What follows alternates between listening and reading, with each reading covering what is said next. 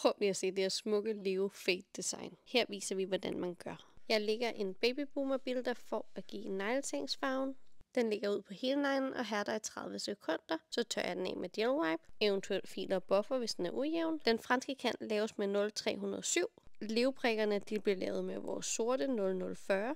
Man kan også bruge de farver, man nu ønsker. Så skal den franske kant laves, og der bruger jeg denne metode og fylder neglen ud, retter til, som den nu ønsker. Man kan også gøre det på andre måder, hvis man ønsker det. Nogle kan lide at lave franske med Donning Tool, andre kan lide at lave det med liner. Jeg elsker at lave det med liner. For at give neglen mere dybde, så bruger jeg 0982. Den dubber jeg lige på spidsen af neglen, og så fader jeg den ud. Din fade den behøver på ingen måde at være perfekt her, fordi der kommer jo leveprint ovenpå, så man vil ikke kunne se overgangen på samme måde som en almindelig faded negl. Det vigtigste er, at du ikke kommer op og rammer neglesengen, så sørg for ikke at ramme neglesengen, og ellers så wipe af med gel wipe. Her de 30 sekunder i lampen.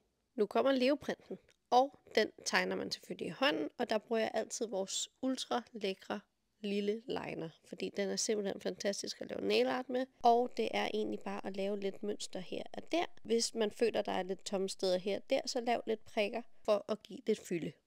Her de 30 sekunder, og tilføj så din topcoat. Og så har du et mega lækkert leoprint. Prøv lige at se her.